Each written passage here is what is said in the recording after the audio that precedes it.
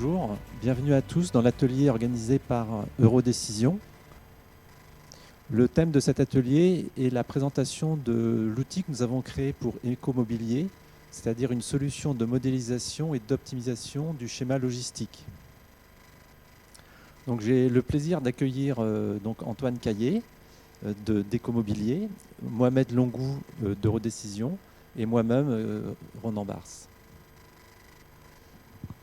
L'atelier se décompose en 6 parties. Il y aura d'abord une présentation d'Eurodécision, ensuite celle d'Ecomobilier. Ensuite, nous vous présenterons la problématique qui nous a été posée par Ecomobilier, la solution apportée, les résultats et les perspectives. Et nous garderons en fait du temps ensuite pour répondre aux questions. Eurodécision, nous sommes donc experts en mathématiques décisionnelles pour réaliser des outils d'aide à la décision. La société a plus de 30 ans d'existence. Nous sommes une équipe de plus de 50 consultants, donc avec une double compétence mathématique et informatique. Nous avons réalisé plus de 700 projets pour des grands comptes, des ETI et des PME. Et nous intervenons dans 3 grands domaines. La planification des ressources humaines pour des clients comme Air France, RATP, Eurodisney, Eurotunnel. Le pricing and revenue management pour des clients comme Air France, Gîtes de France, Touapi dans le domaine des campings. Et puis le domaine de la supply chain et de la production dont nous allons vous parler ce matin. Donc en fait, la démarche pour réaliser un beau projet d'aide à la décision consiste à gravir cet escalier avec en première marche la partie organisation des données, la deuxième marche qui est l'analyse et ce qu'on appelle faire parler les données pour détecter, donc déjà pour voir s'il en manque ou pas, et pour détecter éventuellement des anomalies. Ensuite, ces données de bonne qualité nous permettent d'apprendre et de prévoir. Et enfin, nous réalisons les algorithmes d'optimisation. Et c'est au niveau de cette 4e marche que nous avons le meilleur retour sur investissement et les meilleures décisions. Au niveau de notre offre s'appuie, donc vous le voyez en bas là, sur 3 plateformes. En fait, ces plateformes, ce sont des algorithmes sur les 3 thèmes de compétences d'Eurodécision. Et à partir de ces algorithmes, nous pouvons soit réaliser du conseil quantitatif ou des solutions logicielles. Le conseil quantitatif consiste à utiliser nos algorithmes, évidemment les données du client, on le modélise, pour rendre un rapport et répondre aux questions posées. Dans le cas des solutions logicielles, on livre un outil informatique qui va être utilisé chez notre client. L'exemple d'Ecomobilier est une solution logicielle. Enfin, en termes de nos références dans la supply chain, comme vous le voyez, nous intervenons dans beaucoup de domaines différents, sur des clients très différents également.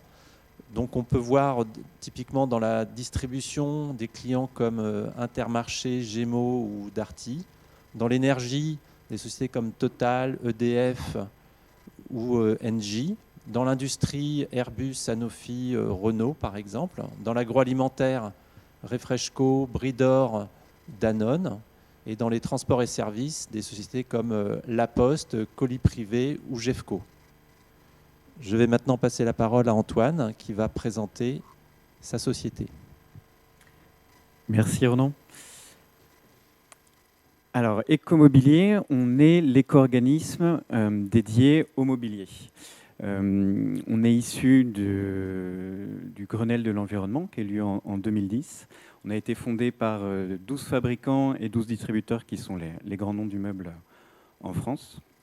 Alors, un éco-organisme, ça permet aux consommateurs de payer une contribution qu'on appelle une éco-participation que nous allons collecter et qui va nous permettre de financer l'ensemble de la collecte, du tri, du réemploi et du recyclage du meuble usagé.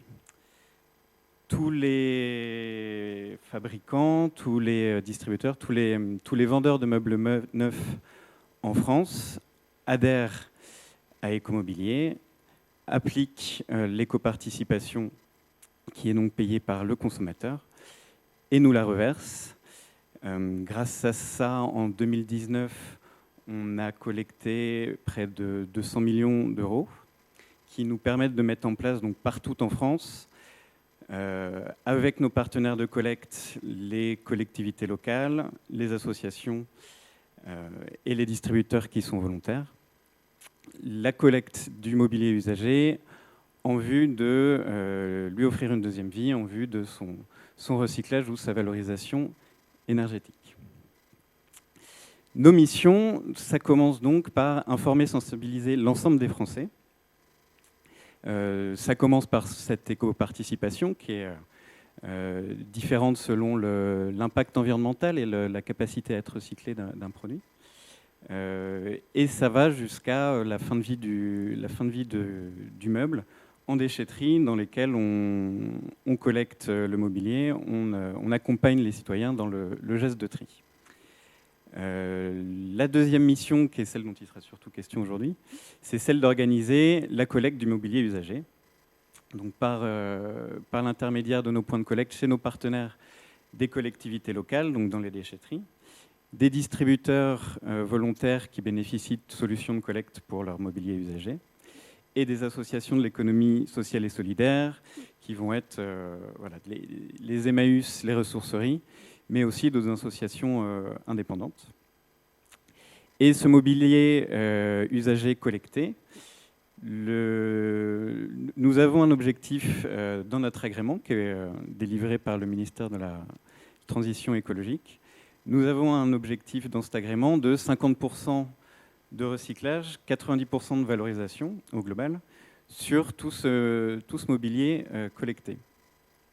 Nous avons décidé d'aller plus loin.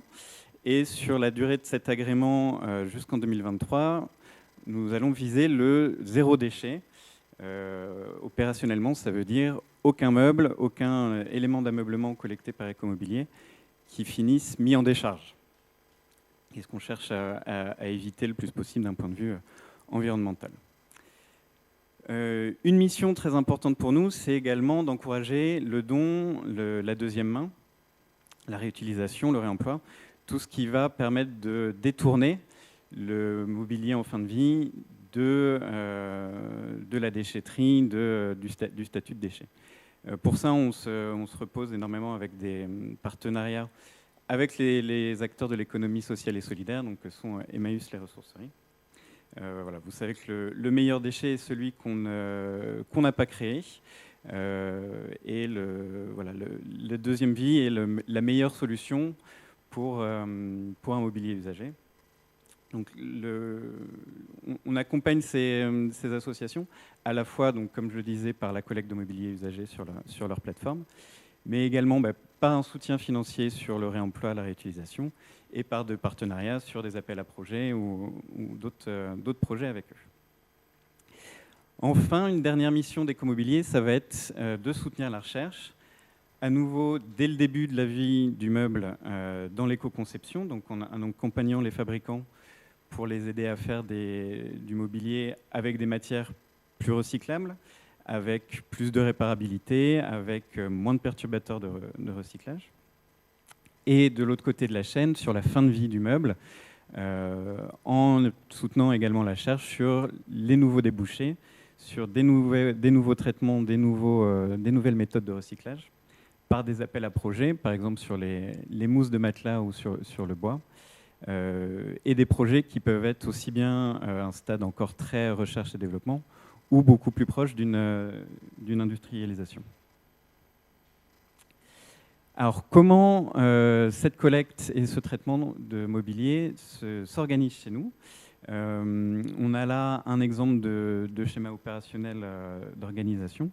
On a tout en bas, sur les flux qui sont représentés en vert, en violet, en bleu, nos partenaires de collecte dont je parlais, en vert les déchetteries des collectivités locales qui représentent la majorité de notre flux.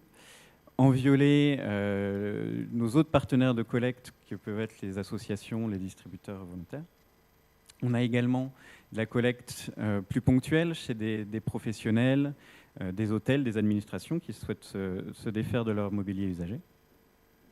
Et donc, à partir de ce premier point de collecte en bas, on arrive à un deuxième point qui est le centre de tri, en bas à gauche du schéma. Ce centre de tri, il va faire une première étape de massification et de tri plus ou moins poussé de l'ensemble des matières qui lui sont apportées.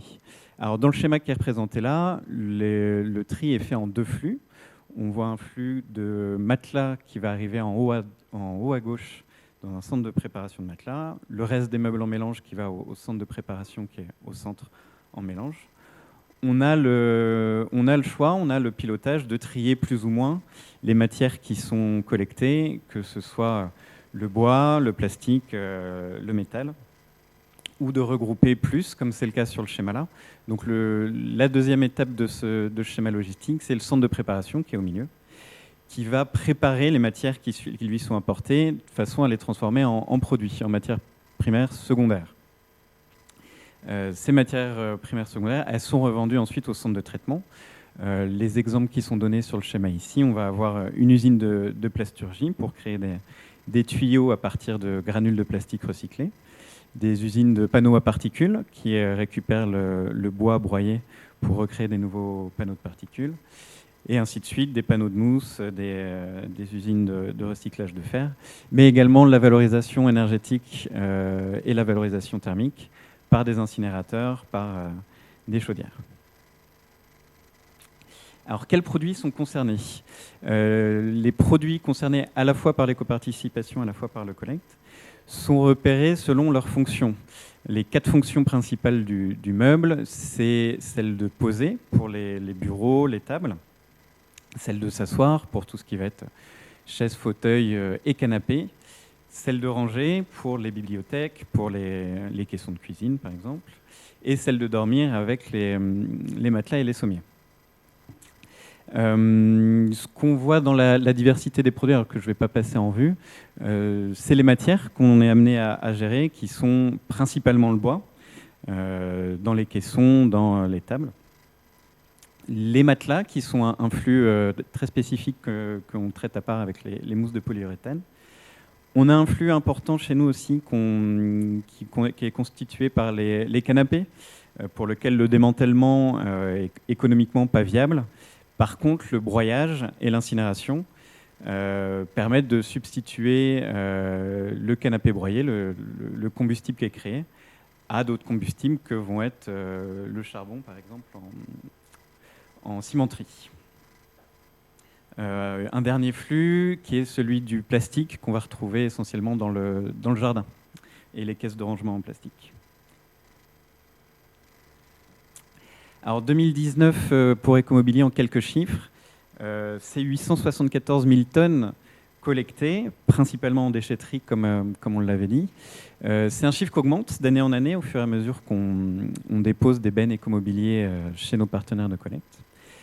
Ces 874 000 tonnes, elles ont été traitées à 57% en recyclage, à 36% en valorisation énergétique. Donc les objectifs qui nous sont fixés par le ministère de l'Environnement sont déjà atteints en 2019. Voilà, on fait en sorte de les maintenir. Alors cette collecte, ce traitement, il s'est réalisé avec 4800 points de collecte. À nouveau, un chiffre en augmentation au fur et à mesure que notre schéma de collecte se renforce et se déploie. Sur la partie réemploi, réutilisation, on est en partenariat avec 370 structures conventionnées aujourd'hui. L'essentiel des flux collectés et réemployés sont faits avec la communauté Emmaüs, mais voilà, c'est un des réseaux avec lequel on est en partenariat. Et enfin, alors en 2019, on avait 80 sites de traitement partenaires. C'est un chiffre qui a évolué depuis, suite au projet dont on va parler juste après. Alors la problématique. Donc je l'ai explosé, on a des points de collecte qui nous amènent à traiter du mobilier usagé, et on a des objectifs de traitement. 50% de recyclage au minimum, 90% de valorisation. On vise également le zéro enfouissement, le zéro mise en décharge. Et on doit piloter tout ça en faisant appel à des opérateurs de déchets sur la France. On doit piloter tout ça en passant des contrats successifs. Alors jusque fin 2019, ce déploiement s'était fait progressivement. avec des contractualisations avec des opérateurs de déchets qui étaient faits département par département, pour pouvoir maîtriser et pour ne pas avoir une réflexion trop nationale dès le début. Fin 2019, on avait l'ensemble des contrats de ces prestations, alors aussi bien la collecte en déchetterie, la première étape de tri, les transports et la préparation finale du déchet. L'ensemble de ces prestations-là pouvaient être mises en jeu. Donc on a voulu repartir d'une feuille blanche, on a voulu repenser intégralement le schéma opérationnel et lancer un appel d'offres global sur l'ensemble de ces prestations. Alors, l'ambition était du coup beaucoup plus élevée que ce qu'on avait pu avoir à traiter jusque-là. On s'attendait donc à un volume de données beaucoup plus conséquent et une difficulté dans le choix, dans le repérage de quels étaient les bons leviers économiques, quelles étaient les bonnes optimisations à réaliser. Donc voilà, c'est cette problématique d'aide à la décision et d'optimisation qu'on a présentée à Eurodécision. Voilà, je passe la parole à Mohamed pour présenter la modélisation qui nous a été proposée. Merci Antoine. Alors on peut voir un peu le modèle schématisé. Donc on a les déchetteries, les centres de tri et les centres de préparation. Pour effectuer cette modélisation, nous avons commencé d'abord par identifier l'ensemble des poses de coûts. Donc on a des coûts de transport des déchetteries vers les centres de tri. On a des coûts de tri dans les centres de tri qui sont des coûts par palier. On a des coûts de traitement sur les usines et les centres de tri. Des coûts de transport entre les centres de tri et les centres de préparation. On a des coûts de préparation qui sont aussi des coûts par palier. Et on a aussi des coûts de traitement. Donc on voit qu'il y a un certain nombre de coûts. Ils sont très nombreux et d'où la nécessité d'avoir une solution qui puisse prendre en compte tous ces coûts et optimiser le réseau dans sa globalité. Toujours, donc, à ces coûts, il faut associer des contraintes. Donc, ce n'est pas une liste exhaustive de contraintes. Il y en a au niveau des déchetteries. Donc, tous les tonnages doivent être évacués. Les déchetteries doivent être attribuées à un seul opérateur. Il y a ce qu'on appelle les grappes, c'est des groupes de déchetterie aussi. Il y a des contraintes au niveau de ces groupes de déchetterie. Au niveau des centres de tri et de préparation, il faut un seul type de tri par centre de tri. Il faut respecter les capacités minimum, maximum. Il y a des capacités minimum si on souhaite travailler avec un prestataire. En max de destination par site de type, les capacités des enseignes, donc là c'est un peu un groupe de prestataires, donc pour ne pas donner un volume trop important pour une enseigne par rapport à une autre. Entre tout ça, on a aussi les capacités des routes, donc les moyens de transport entre les déchetteries, les centres de tri, les centres de tri et les centres de préparation. Et après, on a aussi des contraintes au niveau des plans de traitement. Donc le taux de recyclage minimum, maximum, les valorisations, les alternatives à les valorisations. Donc pour modéliser ce problème, la solution qu'on a proposée, avant de parler rapidement de la solution, donc il y a quelques points qu'il faut évoquer. Donc, qui sont très importants pour la mise en place d'un outil d'aide à la décision. Alors le premier, les utilisateurs finaux doivent être identifiés. Alors ça paraît évident dit comme ça, mais dans bien plus de cas qu'on l'imagine, parfois les problématiques sont bien identifiées, les enjeux et l'intérêt d'une solution sont validés, mais on n'a pas encore bien identifié qui va utiliser l'outil final, quel sera son rôle, quel est le temps qu'il va allouer à faire des études et c'est quoi le process derrière d'une étude d'aide à la décision. Deuxième point, implication des utilisateurs et du métier dès le début du projet. Pour ne pas avoir à développer une solution qui soit dite hors sol, donc on a besoin du métier pour que la solution réponde vraiment à ses exigences. Et c'est uniquement le métier et les utilisateurs qui pourront nous guider sur la prise en compte de toutes les contraintes, tous les coûts qu'on a vus tout à l'heure, pour que la solution soit pertinente. Il y a un deuxième point aussi qui est très important, c'est le fait en impliquant le métier, eh bien, on va beaucoup plus facilement obtenir l'adhésion des utilisateurs. Donc, il faut savoir que c'est un nouvel outil qui va peut-être changer quelques process. Et donc, le fait d'impliquer le métier et les utilisateurs dans la construction de la solution, ben, ça facilite un peu cette adhésion. Dans le cas d'Ecomobilier, donc, on a commencé ce projet-là par une étude qui a été faite en très étroite collaboration avec les utilisateurs Ecomobilier. Ça a permis déjà aussi de un peu partager notre savoir-faire dans la mise en place d'études d'aide à la décision, les étapes à effectuer, les best practices. Et enfin, troisième point, dernier mais pas des moindres, la maîtrise et la mise à jour rapide des données. Il faut savoir qu'en outre de la performance, généralement, l'efficacité d'un outil est mesurée par rapport à la fréquence de son utilisation et de la facilité de son utilisation. Donc, si pour mettre à jour les données, il faut suivre un processus qui est très très complexe, qui est très très lent, ce qui va se passer, c'est que l'outil ne va pas être utilisé ou pas fréquemment utilisé. Et vu que on est dans une entreprise, donc les gens changent de poste, donc quand il y aura de nouveaux utilisateurs, eh bien le coût d'entrée va être très très important.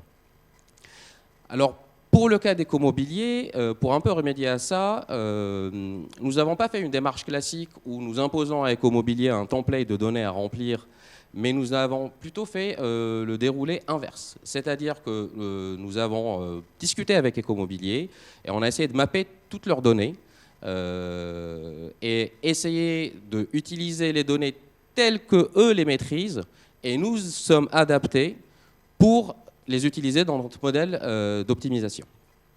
Alors ces étapes sont très importantes parce que si on ne les suit pas, alors on ne va pas dire à 100%, mais si on n'a pas un peu ces étapes, l'outil risque de se retrouver dans un placard, ce qu'on voit souvent, des outils qui sont achetés mais qui ne sont pas utilisés et au bout du compte qui sont laissés et donc du coup mis dans un placard.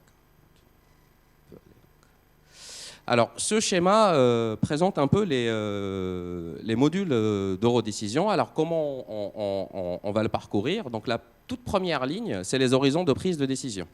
Donc, nous avons des décisions dites stratégiques qu'on va prendre entre 1 et 5 ans, parfois 10 ans, donc, par exemple dans le domaine de l'énergie. Des décisions tactiques qu'on va prendre tous les mois, parfois toutes les semaines, des décisions opérationnelles, c'est les décisions de tous les jours, et ce qu'on appelle l'exécution, c'est les décisions vraiment à l'heure H, à la minute près. Donc on va parcourir rapidement les modules. Donc on a le premier module de Network Design, c'est ce qui permet donc d'optimiser à un niveau stratégique, tactique, les schémas directeurs logistiques et industriels. Nous avons un module de sourcing, donc ce qui permet d'optimiser les dépouillements d'appels d'offres, que ce soit pour des achats fournisseurs, transports ou prestataires. Nous avons aussi ensuite, donc, au niveau plus tactique, opérationnel, exécution, toute la panoplie, tous les modules qui traitent de la planification du transport. Donc on a les plans de transport, les tournées d'un point de vue tactique, on appelle ça de la sectorisation, puis on a après les tournées le jour J et les tournées en mode exécution. Puis nous avons, donc on peut rentrer plus en détail dans les sites de production, donc on a tous les modules de planification de la production et des stocks, donc le SNOP, le capacity planning, l'ordonnancement, les politiques de réappro. Et à la base de tout ça, nous avons les prévisions. Donc au niveau stratégique, on n'appelle pas vraiment ça des prévisions parce que il n'existe pas de modèle qui va pouvoir prédire les volumes dans 10 ans, c'est plus des projections, donc c'est plus au flair et au feeling des dirigeants et de la stratégie commerciale. Mais juste après, on enchaîne sur les prévisions budgétaires, hebdomadaires, avec les modules de prévision.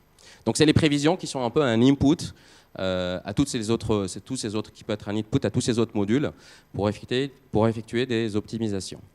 Donc pour le cas d'Ecomobilier, donc nous sommes sur une problématique combinée de schémas directeurs logistiques et industriels et de sourcing. Comme disait Antoine tout à l'heure, donc il fallait en même temps réattribuer les marchés de ramasse, de tri et de traitement à des prestataires, tout en optimisant les flux dans le réseau. Donc nous avons utilisé notre module de Network Design. Si on peut... Ce module permet de répondre à un certain nombre de questions. Quelques-unes d'entre elles vont vous parler. Donc, on va parcourir le slide de gauche à droite. Donc, une classique, définir le nombre et la localisation de nos sites. Où est-ce que je dois ouvrir une usine? Où est-ce que je dois ouvrir un centre de traitement? Quelle est sa capacité? Quelle est son activité? On va optimiser les flux. Quel client doit être affecté à quel site? Quels sont les clients que je vais livrer en direct, en cross-dock? On a aussi la partie un peu optimisation du sourcing. Quel est mon mix fournisseur ou prestataire?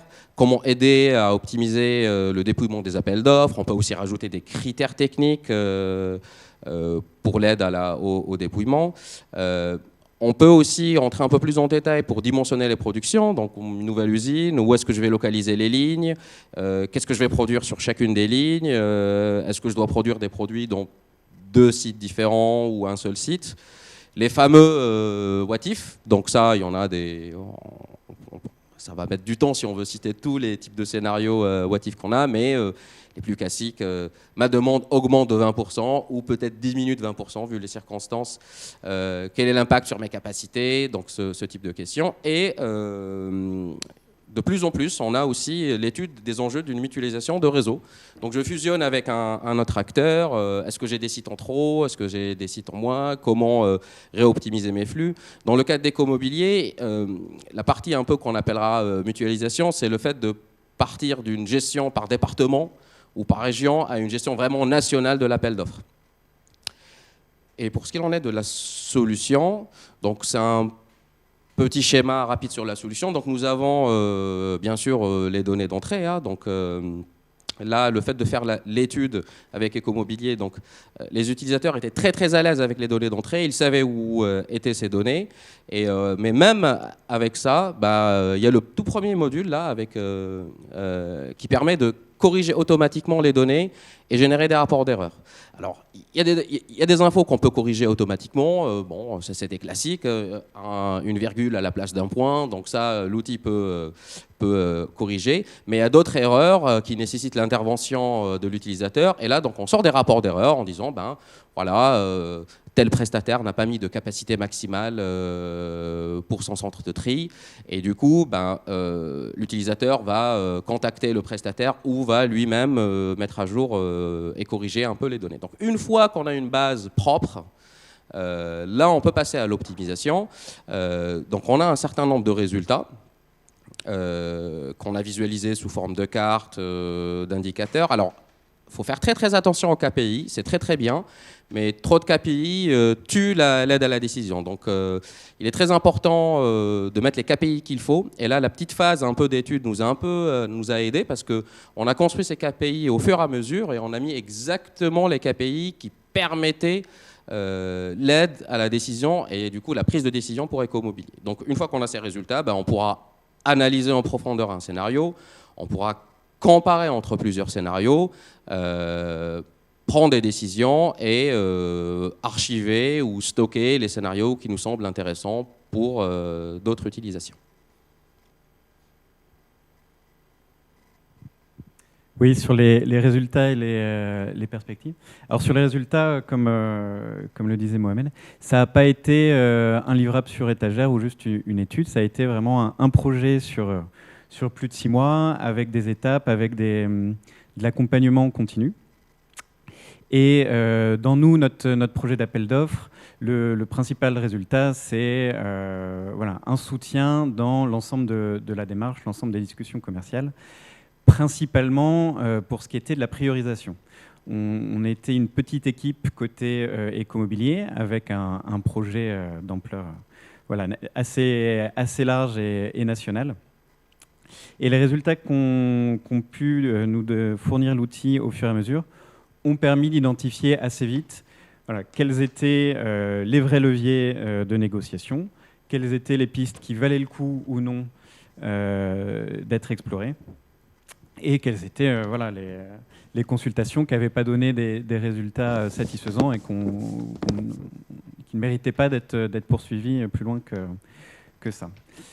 Tout ça, donc bien sûr, c'était permis parce qu'on avait une vision globale de l'ensemble de l'appel d'offres. Pas uniquement une agrégation des données, une remontée, mais une application pragmatique qui permettait de voir très vite les orientations opérationnelles, les différentes structurations qui se mettaient en place. Donc un outil comme celui qu'on avait permettait de se projeter très vite dans la mise en place opérationnelle et du coup voilà, encore une fois se concentrer sur ce qui apportait vraiment de la valeur. Un autre point donc, de réussite là, sur cet outil, on a énormément de souplesse. On a travaillé avec Eurodécision à être le plus possible autonome, donc on l'a vu par la correction des données, par le jeu sur les différentes contraintes, les différents paramètres. Et on était chez Ecomobilier autonome pour pouvoir resimuler, refaire plusieurs scénarios assez vite et pouvoir réagir du coup dès qu'on avait des ajustements d'offres, dès qu'on voulait voilà, évaluer la sensibilité d'une certaine orientation, évaluer l'opportunité économique d'une organisation qui était proposée, d'une nouvelle offre, et aussi voir l'impact de décisions plus stratégiques avec certains prestataires où voilà, ils ne rentraient pas dans un optimum économique, mais si on jouait sur les données pour mesurer, pour forcer l'inclusion de ces partenaires, on savait voilà, quel coût était cette décision stratégique d'investir sur le long terme sur un partenaire qu'on souhaitait retenir dans notre schéma. Deuxième grand point de réussite de l'outil, ça a été surtout ce qui a été transition et mise en place des résultats de cet appel d'offres. Le fait de voilà, très vite se projeter dans les données, dans les simulations et les scénarios qui étaient fournis par l'outil ont permis tout simplement de nous préparer, nous, à la mise en place des scénarios qui ont été finalement retenus. Ça nous a donné de la visibilité à la fois pour tout ce qui allait être le paramétrage de nos systèmes d'information, la préparation des systèmes de facturation, mais ça a permis aussi de, voilà, en amont, consulter et préparer les équipes métiers, les équipes terrain, sur les schémas qui étaient en train d'être décidés. Et de façon globale, d'avoir une visibilité très tôt et puis tout du long du projet. Deux indicateurs sur la réussite de l'optimisation. Le premier, donc la distance entre les centres de tri et les centres de traitement, qui a été réduite de 40%, ce qui est voilà, un résultat dont on peut être assez satisfait. Sur l'autre distance, qui est celui du point de collecte, donc de la déchetterie au centre de tri, 25%, alors qui est moins élevé, mais qui est de la collecte de proximité. Donc pareil, c'est un chiffre duquel on est assez fiers. Et voilà, c'est la preuve que l'optimisation a bien réussi avec Eurodécision. Sur les perspectives qui nous restent sur l'utilisation de l'outil. Alors l'outil, donc les nouveaux marchés ont commencé début 2020. Mais l'outil continue d'être utilisé. Ça, on l'avait en tête au début du projet. On l'utilise aujourd'hui en pilotage opérationnel. On a fait une transition des données d'appel d'offres aux données des prestataires qui ont été effectivement retenus aujourd'hui. Mais pour autant, on peut continuer à faire de l'optimisation sur des prévisions, sur des scénarios. Et voilà, 2020 qui a été une année riche en complications sur les gestions de crise. Alors, que ce soit suite au confinement, on a aussi dans notre activité d'autres crises qui peuvent survenir sur, par exemple, des incidents sur des sites opérateurs, des sites qui ont été victimes d'incendies. On a pu réutiliser l'outil, retirer ce site qui était inopérationnel de nos données et relancer des simulations pour voir quelles étaient les alternatives proposées, quelles étaient les priorisations qui étaient faites. De la même façon, ça nous permet, sur des nouvelles études ou des nouvelles propositions de débouchés qui nous sont faites, d'évaluer assez vite l'opportunité, l'impact économique d'un nouveau contrat, un nouveau type de traitement qui viendrait à être proposé. Donc ça, c'est pour l'utilisation de l'outil. L'outil continue de vivre aussi. On a encore des pistes de réflexion avec Eurodécision. Un des projets qu'on explore, c'est de voir à quel point on pourrait explorer directement dans l'outil des nouveaux projets de collecte qu'on a côté écomobilier sur la façon de collecter, qui est aujourd'hui sur une benne de mobilier usagé en mélange dans les points de collecte.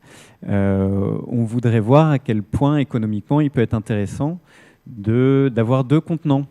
Un contenant qui prendrait tous les meubles en bois, par exemple, et l'autre qui prendrait le reste du mobilier usagé, ou un contenant qui prendrait tous les matelas qui peuvent avoir besoin de collecte un peu préservante, et de la même façon le reste du flux dans une autre benne. Donc ça, on est en train d'y réfléchir avec Eurodécision pour voir comment ajuster, pour voir à quel point ça peut nous aider à repérer à quels endroits localement c'est intéressant, quelle économie on fait, ou alors est-ce que ça vaut pas du tout le coup. C'est ce qu'on verra. Et puis de façon générale, voilà, une amélioration continue pour la fluidité de l'outil, pour nos nouvelles contraintes qui arrivent. Voilà, l'outil reste vivant. Et de façon générale, voilà, c'est un outil qui s'est assez bien incrusté dans l'écosystème de nos outils, de l'ensemble de nos outils informatiques chez nous, et qui progresse de plus en plus dans notre processus de décision. Voilà, c'est un apport qui est durable et qui a fait ses preuves et qui continue de le faire. Merci beaucoup Antoine pour la présentation des résultats. Merci de votre attention. Donc nous avons reçu un certain nombre de questions. Donc une question est: quels interlocuteurs métiers ont participé à ce projet? Donc vous étiez combien? Quels étaient un peu leurs rôles et leurs fonctions chez Ecomobilier?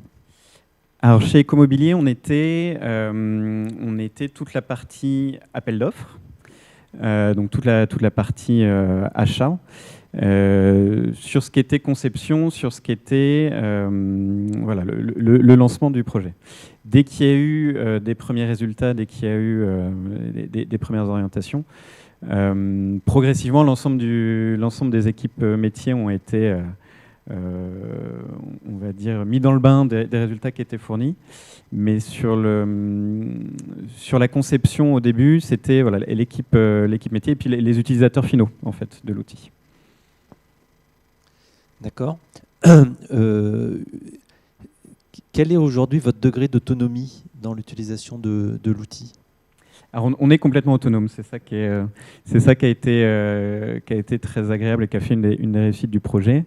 C'est vrai qu'on a fait en sorte avec Eurodécision d'arriver sur un processus où voilà, à la fois on nous avait bien présenté ce qu'il y avait sous le capot, on nous avait bien introduit à la façon de réfléchir, à la façon de manipuler l'outil. Et sur la fin du projet, on était complètement autonome, ce qui nous donnait, nous, une grande réactivité, ce qui nous permettait voilà, de ne pas avoir à faire des allers-retours. Voilà. Aujourd'hui, on est complètement autonome, mais on continue de discuter sur les pistes d'évolution. Une question pour Eurodécision. Est-ce que c'est un projet classique pour Eurodécision ? Alors, un peu l'originalité, c'est ce que je disais tout à l'heure de ce projet, c'est que parfois on veut faire que du schéma directeur, parfois on veut faire que du dépouillement d'appel d'offres. Là, le projet combine les deux en même temps, et l'outil, un seul outil devait en même temps donc, pour faire, donner la possibilité d'un pilotage dynamique opérationnel en optimisant les flux et de pouvoir, de manière plus stratégique, aider au dépouillement des appels d'offres. Donc c'est un modèle qui est très très complexe, mais nous avons mis en place une solution qui marche plutôt bien. Une autre question donc pour Ecomobilier. Est-ce que la DSI était impliquée dans le projet ? Alors, on a une particularité chez Ecomobilier, on n'a pas une direction à part pour l'ensemble des systèmes informatiques. Il y a eu la volonté au début de fondre directement toute la partie informatique dans des directions qui soient métiers. Donc pas vraiment d'implication de DSI, mais une collaboration directement dans notre service, qui était la direction des achats. Et puis quelques implémentations pour installer l'outil chez nous et nous rendre autonomes. Mais du coup, pas trop de réponse à cette question sur la DSI. D'accord. Une autre question était, en combien de temps faites-vous un nouveau scénario ? Alors, j'imagine qu'il y a un scénario et une étude où vous auriez des nouveaux jeux de données. Alors, ça va dépendre. On n'a pas eu à faire jusqu'aujourd'hui à repartir d'une feuille blanche. On regarde à chaque fois des ajustements à la marge sur, par exemple, je parlais d'incident pour un incendie. On garde une partie du schéma qu'on verrouille et on fait jouer sur une autre partie. Donc, on n'a pas eu à refaire le projet depuis le début encore. Et dans la plupart des cas, quand on a un besoin, on est autour d'une semaine à peu près pour mettre à jour les données, refaire tourner des scénarios, avoir des premiers résultats. D'accord, très bien. Une question pour Mohamed.